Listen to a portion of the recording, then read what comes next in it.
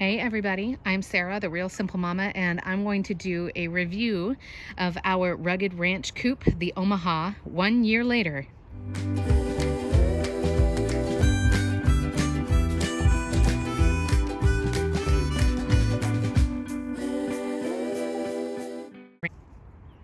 Thanks in advance for watching. This is going to be a pretty brief video, but what I'm going to do is tell you about this chicken coop kit that we bought. It is called the Omaha model from the brand Rugged Ranch.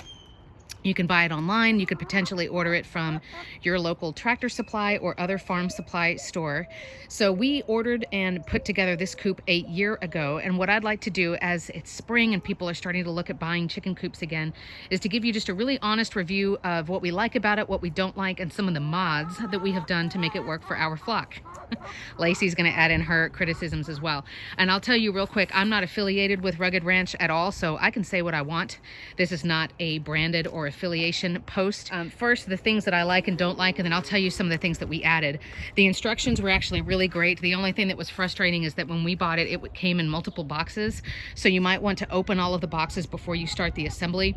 The instructions were pretty good though, and if you cannot find your instructions or something happens, you can go and look on my website, realsimplemama.com. I also have a review of this coop typed up there with photos, and you can download the instructions if you need them. I put them up there in case anybody ever loses theirs or they get messed up or something like that. So the other thing I would recommend that you do before you assemble it, if possible, is seal all of the wood. I would recommend that you seal all of the exterior wood, anything that would be touched by rain, for example, as well as all of the roost bars inside, because our wonderful chickens will poop as they sleep, and that way you are protecting the wood. We're coming up on our 1 year anniversary of this coop, and so we are going to have to reseal everything because you need to reapply it once a year. So the things that I like about this coop, I feel like other coop kits in the past that we've had, they can be well designed, and of course you're paying for the convenience. You're not having to measure anything or make a design. You're paying for all of that to be done for you, right? But something that I had problems with other coops, like the Innovation Pet, for example, is what they advertised as far as how many chickens it could hold, for example, was grossly overestimated. This coop, I feel like it will comfortably house 6 or 8 full-grown chickens. You might be able to push it to 9 or 10, just maybe, but I do feel like that was one thing they had going for them, is that they were accurate as far as how many birds it can actually house. Now, when you're talking about a coop, there are 2 main things that you need it for. You need it for your chickens to sleep at night. There goes Carmen and Diego. And you need it for nesting boxes for your hens to lay eggs. Of course, you can see I have 2 hens hanging out down there in the shade. This would not be sufficient for them to live just within that space 24/7. Mine have a huge yard that they get to be out in during the day. So we're talking about protection from the elements. We're talking about places for them to lay eggs and enough space for them all to sleep. So if we're looking in here, one of the things that I love about this coop is that it came with 5 roosting bars, and all of them are at least 2 feet long. So where you have to kind of imagine here, the red is the bar that came with the coop. The plywood, the 1x4 that we put on there, that's something that we added. But there are 3 roost bars going across, and then there are 2 more up there. So that's the thing that for me really set this coop apart, is for the size that it would take up in your yard. You can house a lot of chickens. Now, I would say, my hands are really tiny, but I would say each chicken needs a parking spot of probably at least 8 or 10 inches across. So you could see how, if we are imagining putting chickens in here, I could fit, if I needed to, I could fit 3 per bar. So 3, 6, 9, 12, 15. I don't think I would push it that much, but that's one thing that made me feel really confident about this coop. The other thing is it comes with 4 nesting boxes there on one side, and they have doors. And then the other side, this looks like a Frankenstein situation going on, but there's another storage area on this side. That open zone is where the ramp comes up so the chickens can come upstairs. But then that spot where you see all of the tech and all the electronics, that could be an extra huge nesting box. We chose to block it off and put our electronics in there. That's the motor for our automatic chicken coop door, which you can see the video on right here. And then for the solar fan build, which you can see here on this window, the solar panel and the window on the other side. The last thing that I love about this coop is, as you can see, it opens on all 4 sides. You have access doors all the way around on the 2nd level. So there's double doors here and there, there's double doors for the nesting box, and there's double doors over here. So you've got 8 doors on that 2nd level. On the bottom level, there's the long door here, and then there's a door there on the short side. But if you need the dimensions and all of that stuff, check out that article on realsimplemama.com. It's all there. And so those are the things that I like about the Coop. The things that I don't like, there's honestly not really a lot. I feel like the things that were sort of annoying or not ideal, we were able to upgrade or modify to the way we wanted.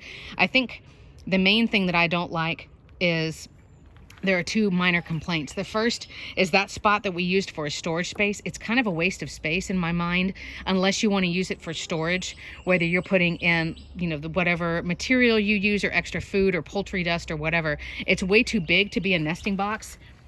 It's almost 2 feet across. And chickens should not have a really huge space for a nesting box because they get too comfortable in there, and either they just start hanging out in there or they want to sleep in it at night and then they poop in it at night. So it's kind of a weird little space. You'd have to kind of figure out what you want to do with it. The other thing, and this is a problem of every chicken coop kit I've ever seen, is that the roof is black. And this is like an asphalt rubber material. The problem is that it gets really hot. We may experiment with painting it white and seeing if that helps to not make it so hot and keep the heat in there. But that is another thing that gets really frustrating. The only 2 chickens I've ever lost in my entire chicken tending career has been due to the birds passed away because they got too hot. So that's definitely something that we're always trying to combat and fight. So that's something else that I would keep in mind. But I appreciate that there's the hardware cloth all the way around, all of the access doors. These red handles you see here are for that tray to come out so you can clean it. The roof design with the windows to help with circulation is another really great idea. So real quickly, I'll show you all of the modifications, but I'll tell you, we are still really happy with this coop kit. If you're just gonna have a small backyard flock, to me, if you can spend a couple of $100 on a kit and do a couple of cheap modifications, unless you are a carpenter or unless you have the time and the energy to convert a shed or to build something from scratch, I think coop kits can be a really, really great idea. Of course, if we had the time and we had the resources, it would have been fun to design a coop from scratch. So that's just something to think about. All right, so now let's talk about all of the modifications. So the first thing that I would recommend, which is really gonna save you money later, is to seal the whole thing. Again, I would do all of the wood that's on the exterior side, and then I would do the roost bars on the inside.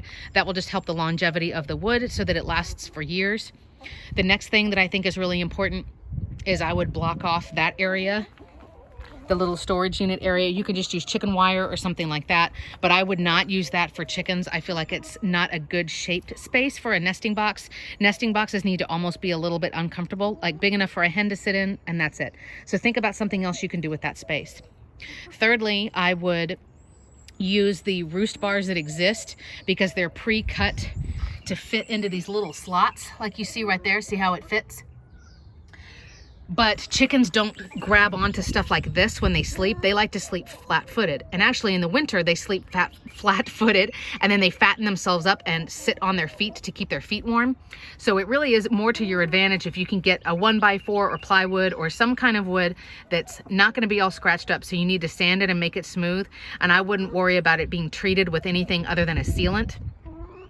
But I would put that on. We chose to screw in these roost bars, but that's totally up to you. Of course, the inconvenience is that I can't just move them when I need to clean under them, but that's up to you just to keep these from moving around. And of course, if you do add a flat board on top, you do need to screw that down. But we ended up doing that for all 5, and that way our girls can sit flat and we don't have any worries. That fan looks really cool, doesn't it? Ha ha ha. Sorry to be punny. But if you wanted to add some kind of ventilation system, we have videos on how to do that. I won't go into that here because it's another video, but the only thing I will say is that the battery we originally used for this design, because it's running 2 fans, one on that side and one right here, our battery is not enough anymore. So the solar panel charges it until it's full, but then the fans run that battery down to empty, and then the solar panel can't keep up. The fault in that whole setup is the battery. So we are debating right now if we want to add a second battery, if we just want to hook the fans directly up to a power source. We're still playing around with that. So that might be something to consider. But having that ventilation is really, really nice. The other things that I would think about doing, you can see here we used pavers. I believe we used 16, but what we did is we leveled the ground and then we put the pavers down, and then the coop is sitting on that. That again is because you're dealing with this thing that weighs hundreds of pounds. So if it's not sitting flat on the ground, over time the wood will warp and break, and we don't need that happening. So I would recommend that you do that. Some other quick cheap upgrades that we did. This is a roofing material. You can get it at any hardware store. It's designed to actually go on roofs like this, and you put it just to help make a seal right at the peak of a roof. But we honestly just unscrewed the bottom of this roof piece and shoved it in, and then put it back down, so it's being held by tension. One little thing, forgive me for not mentioning it earlier, the overhang on this roof, let me show you. The overhang on the roof on both sides is not super great. So as you can see, if you ignore my upgraded piece and you just end it right there, there is no overhang. So when it rains, even if there's no wind and the rain is just falling straight down, you can end up getting some rain in here in these, like in the seals in between, like the doors and stuff on where they open. So what we did is we put an overhang on those two sides, and then on these sides, this is also like roofing and gutter material. It's already bent like this at a 90-degree angle, and we just screwed it in here. If you give yourself a little overhang or a little flap, it'll keep that rain from going in. Because over time what will happen is, I mean, you'll ruin the material that you have. This is PDZ, and then I have pine bedding in the nesting boxes. So of course that stuff gets soggy and gross and you have to throw it out. But also you don't want that wood to be sitting there and being wet. That's nasty. So I would recommend all the way around doing that. Those materials are really cheap. You can get them at your hardware store. Show them my video and see what the material is. But this is like a rubber, and it's a roofing seal piece. You just buy it in long strips like that. That's what it looks like. It's brown. And then you can just cut it and shove it under there real quick. And then this is also roofing and gutter material. Okay. The last thing I would recommend is, and you don't have to do this, but the coops will come with, this is a 2-step lock.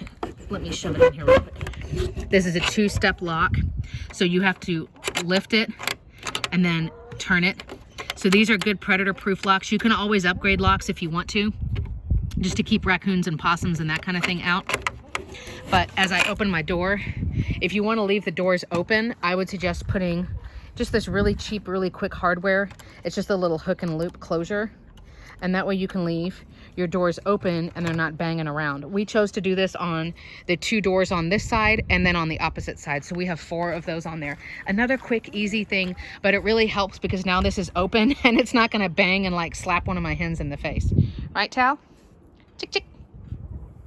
So really briefly, those are the things that we did. Overall, we really like it. There's a shot of the ramp going up right there. There's our automatic door with the wood frame that we built for it. I've got little brats dust bathing in there instead of in their dust bath that I made them, right, Blue? But overall, for the money, I do recommend this coop. I think it's great for the size. And again, like I said, you're paying for the convenience, right? You're paying for somebody to have designed it and cut the pieces and to give you the hardware and the instructions. So the only thing you have to do is put it together, but somebody else did all of the planning. So we do recommend it. We do like it. You are welcome to put questions and comments down here below the video. And thanks so much for watching.